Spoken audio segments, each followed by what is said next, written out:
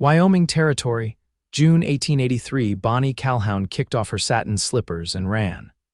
The wind caught the edge of her veil, tearing it from her pinned curls as her feet hit the packed earth of the ranch road. Behind her, the sound of the wedding band fiddling inside the barn faded, replaced by her ragged breath and the pounding of her pulse. The sun was dipping low, casting long shadows across the hills. Her white skirts dragged in the dust, catching on sagebrush and thistle, but she kept running. She did not look back, not at the barn strung with lanterns, not at the guests clinking glasses, not at the groom she had never loved. Bonnie reached the edge of the ridge and dropped to her knees in the tall grass. Her chest heaved. Tears streaked her powdered face, mixing with the dust as she buried her face in her hands and cried. She had thought she could go through with it. For her father, for her late mother's name. But when the vows started, when the minister said, "Do you?" something inside her cracked.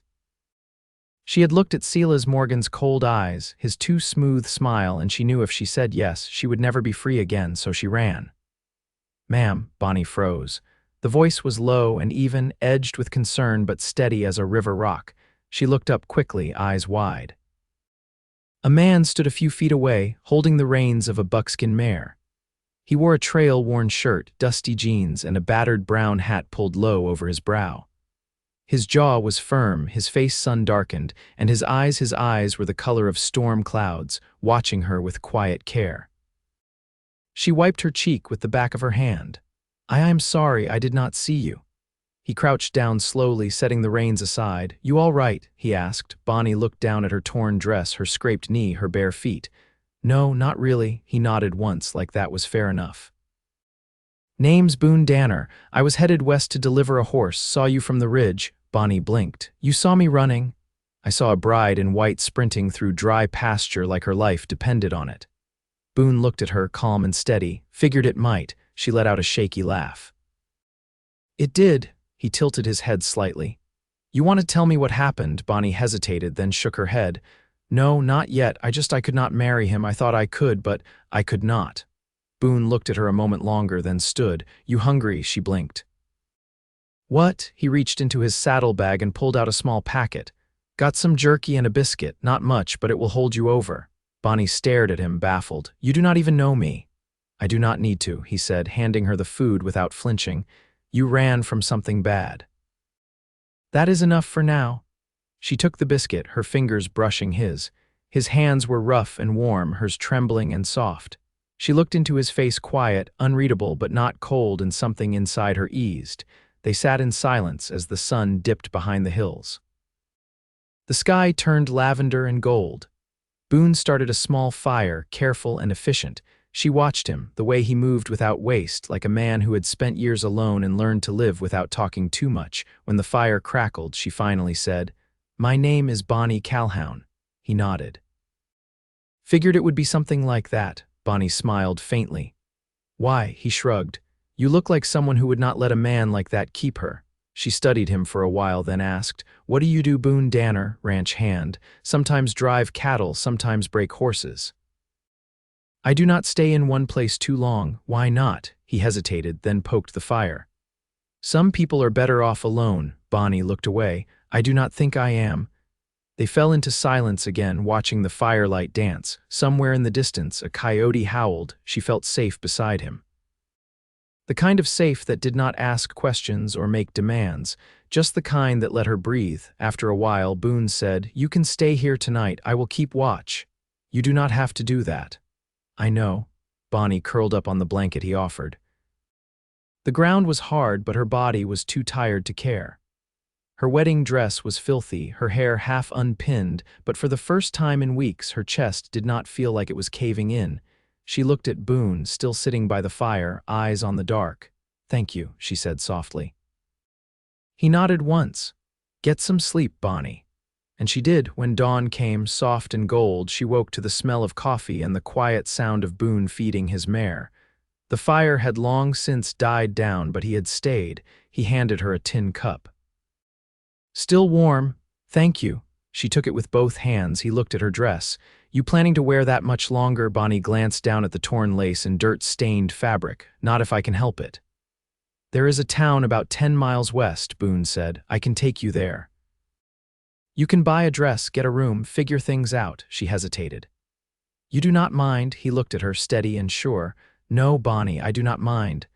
So she went with him. They rode through the rising heat of the day, Bonnie perched sideways on Boone's horse, holding tight to the saddle horn. He did not speak much, but when he did, it was kind, nothing forced. Nothing expected. In town, she traded her wedding pearls for a cotton dress and a pair of boots. She felt like herself again, or maybe someone new. Boone waited by the post outside the mercantile. When she stepped out in her new dress, he looked at her, really looked, and for the first time she saw something flicker in his eyes. Not just concern or duty, something else. Better, he said. Much, she agreed. He tipped his hat. Where to now? Bonnie looked down the dusty street, then back at him. I do not know, but I do not want to go alone. Boone's jaw twitched just slightly. You do not have to, she stepped closer. You helped me when you did not have to. I owe you more than I can say. You do not owe me anything, Bonnie. She reached out, touched his arm. Still, I want to stay with you for a while. Boone was quiet for a long beat, then he nodded. All right. And just like that, a new road opened beneath their feet. Not the one she had planned. Not the one marked with corsets and corsages and the weight of someone else's name. This one was better, because she was walking it with him. Boone led the mare along the edge of the cottonwood-lined creek that bent behind the edge of town. The sun hovered just above the ridgeline, the light gone soft and amber. Bonnie walked beside him now, cotton skirts brushing the grass, her new boots dusty from the trail they'd taken off the main road. You ever been west of here? He asked, keeping his eyes on the trail ahead. Only as far as Rollins once, she replied, brushing a burr from her hem. My father had business with a freight company there. I remember the wind more than anything. Boone gave a faint nod. It doesn't let up much past the mountains either. I don't mind it, she said. It sounds like something breathing. They walked in silence again. A red-winged blackbird darted across the creek, its cry sharp and sudden.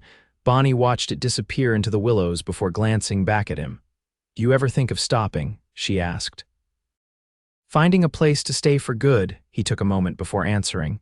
Sometimes, but I'm not sure I'd know what to do once I did.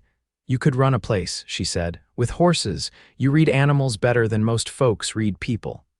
He looked at her then, a long look, not unkind. You read people better than you let on. Bonnie pressed her lips together.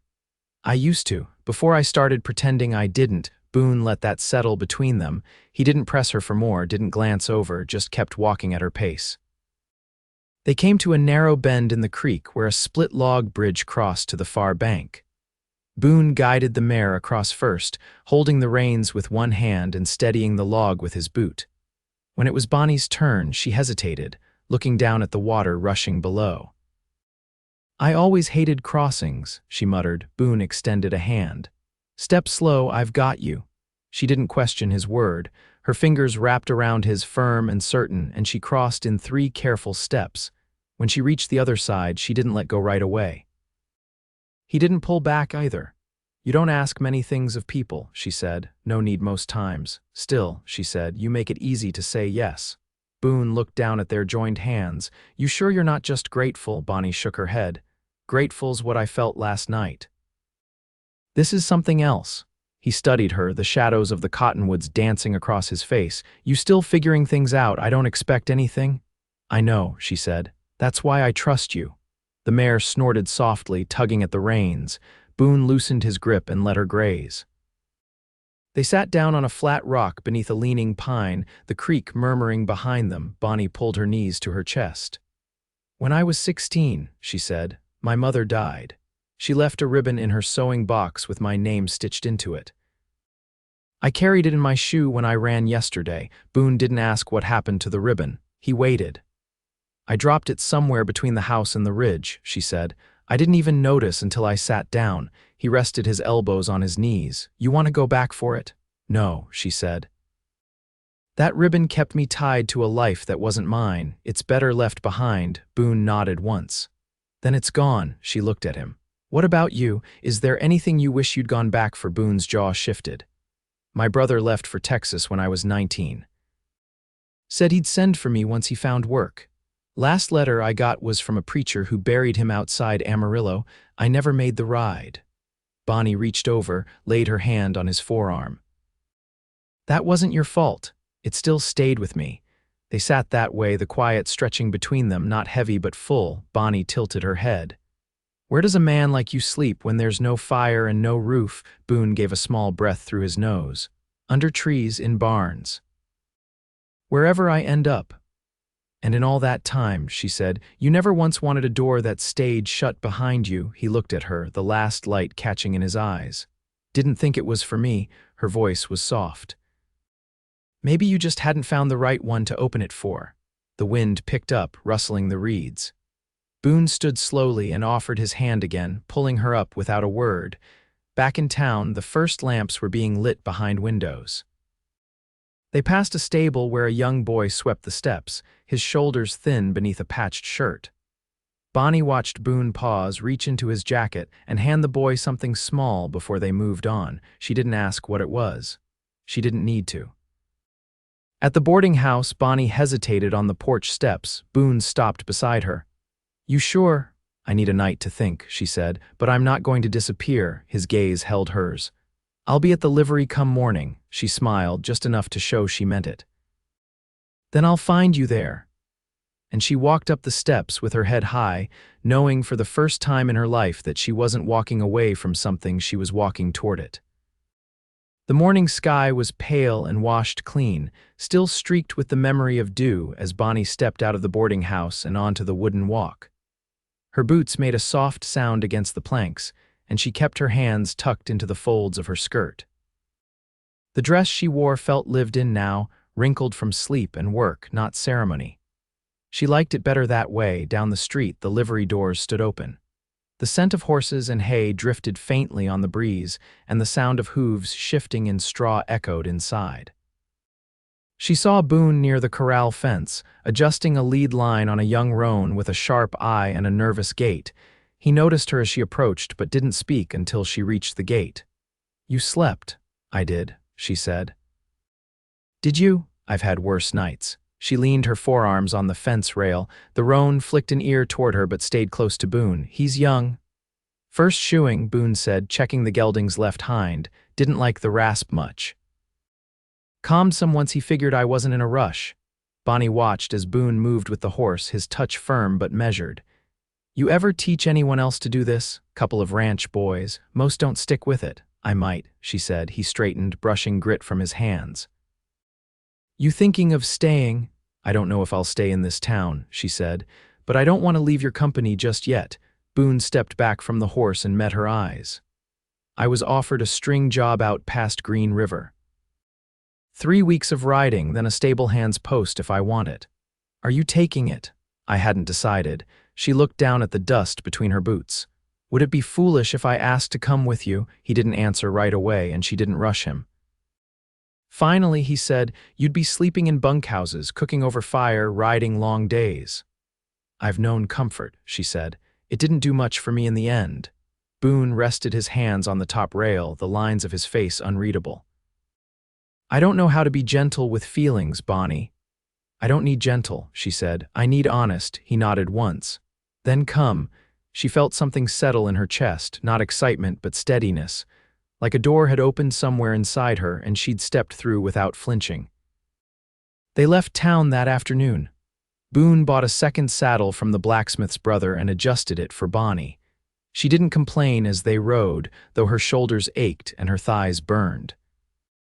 She asked questions about the terrain, about the cattle trails, about the way he judged the weather by the wind's pitch.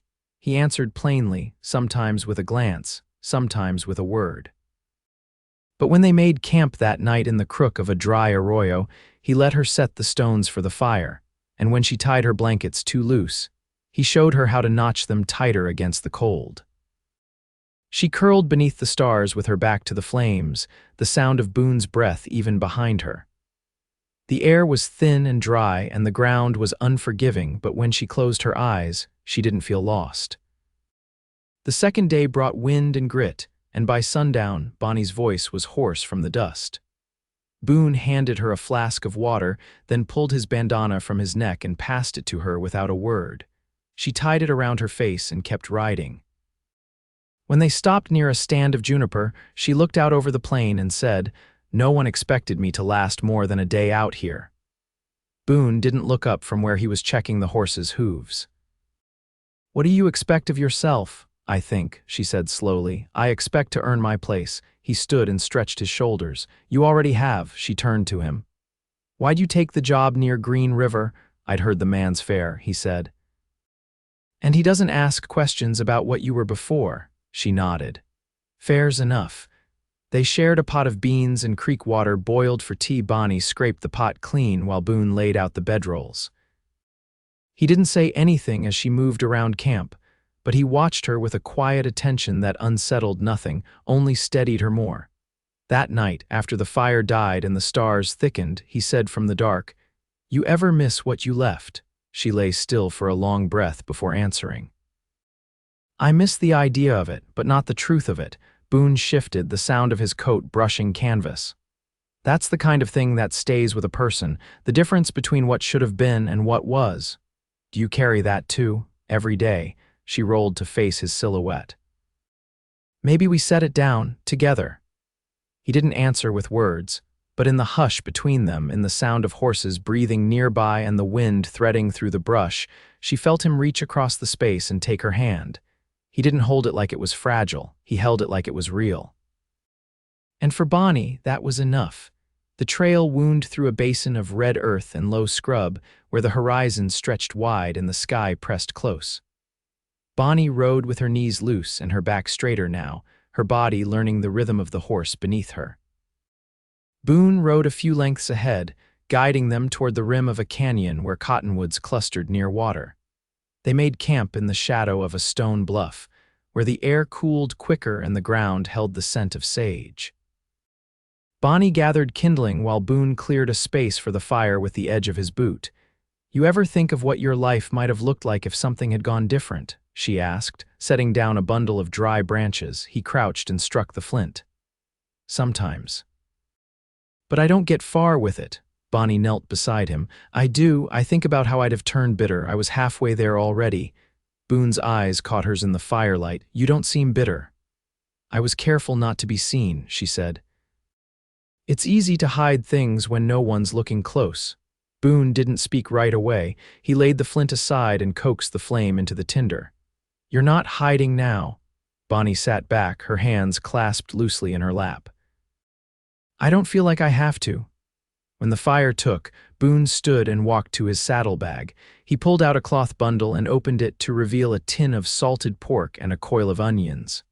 Bonnie took the knife he handed her and began slicing. "You ever been in love?" she asked, not looking up from the blade. He crouched again, feeding twigs into the flame. "Once, long time back." "What happened?" "She married someone else." He kept his tone even. "I didn't blame her." "I wasn't ready to stop moving." Bonnie threaded the onion slices onto a stick. "And now," Boone met her gaze across the fire, "now I'm starting to think there's more to life than miles." They ate in silence, the food plain but warm. When the fire settled to coals, Bonnie pulled her shawl tighter around her shoulders and looked up at the stars. "My mother used to tell me every star was someone who'd made it through," she said. "I never knew if that meant heaven or just peace." "She sounds like she had a hard road." "She did," Bonnie said, "but she wore it with grace. I don't know that I can." Boone leaned back on his elbows. "Grace ain't about never falling, it's about what you do after." Bonnie turned to him. "What about you?" "You fall much." He gave a single nod. "Plenty." "And what did you do after?" "I kept going." She nodded slowly. "That's what I want, not to go back, just forward, even if I stumble." "You will," he said. "So will I." Bonnie shifted closer, her knees brushing his. "Then we'll help each other up." Boone didn't move away. "You sure you want to tie yourself to a man who still sleeps half the night with his boots on?" She looked at him, quiet and certain. "I'd rather be with someone who knows how to wake quickly than someone who never learned how to rest." He didn't answer. He didn't need to. Later, when the fire was down to embers and the hush between them grew full again, Bonnie rolled onto her side and reached for his hand. Boone took it. Not careful, not tentative, like he'd known the shape of it all along. They reached the ranch outside Green River after 7 days' ride, following a slow bend in the land where the earth rose into low hills, and cottonwoods marked the edge of a grazing pasture. The house was modest but sound, whitewashed with a sloped roof and a split-rail fence that wrapped around a corral and barn. The man who ran it, Ephraim Talbot, was older, missing 2 fingers on one hand, and wore his authority like he wore his hat, without flair, but with certainty. He looked Boone over first, then turned to Bonnie. "You ride?" "I do now," he grunted. "You cook?" "I can learn." He scratched at his jaw. "And you're with him?" Bonnie glanced at Boone, then back at Talbot. "I am." That was enough. By the second morning, Bonnie was hauling buckets from the well and helping the ranch cook. A woman named Ada, whose hearing had gone soft in one ear and whose opinions landed like stones. She didn't ask Bonnie where she came from. Only showed her how to knead bread without bruising the dough and how to stretch bacon fat to feed 6 hands. Boone worked the horses, helping to break 2 mustangs brought in by a neighbor. He said little through the day, but when dusk came, he'd find her near the back fence, and they'd walk the pasture together, not speaking much, but never apart. One night, Bonnie passed him a tin plate at supper and said, "You ever get tired of starting over?" Boone didn't look up as he cut into the beans. "Depends what I'm starting with." She let that sit a moment. "I never thought I'd end up tending a stove in a place I didn't know, with a man I barely met, but I don't regret a single step." He set the plate aside. "I don't have much to offer, no land of my own, no name folks would know." She reached across the table and touched his wrist. "You gave me a choice, that's more than I ever had before." That night, he didn't roll his bedroll by the barn. He came to her room in the back of the ranch house, where the window opened to the sound of frogs in the irrigation ditch and the scent of earth settling after rain. He didn't rush. He didn't ask. He took off his boots and sat on the edge of the bed, waiting. Bonnie crossed the room in silence, unpinned her hair, and sat beside him. She rested her head against his shoulder. "I never wanted to be saved," she whispered. "I know, but I wouldn't mind being chosen." He turned to her, and for the first time she saw the depth in his gaze, not just a man who bore silence like a shield, but one who had built his whole life on waiting for the right moment to stop running. "I choose you," he said. They lay together that night in a bed of worn quilts and slow breath, no fear between them, only the surety of being seen and not looked away from. By spring, Bonnie had taken over the kitchen entirely. She planted herbs in a box beside the porch and mended the hem of Boone's coat without telling him. He noticed, of course, but said nothing. Boone stayed on, longer than he ever had anywhere.